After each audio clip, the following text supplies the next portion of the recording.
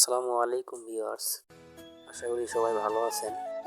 আজকে আসলাম আরেকটি নতুন ভিডিও নিয়ে।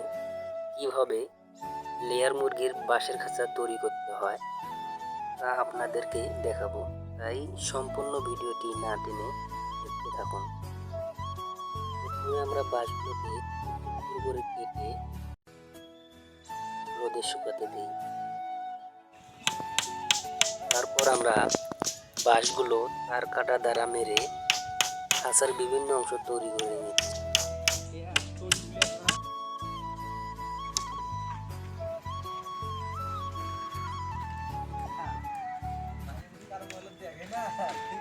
এরপর আমরা বিভিন্ন অংশগুলো একত্রিত করে মুরগি রাখার জন্য খাঁচা প্রস্তুত করতেছি।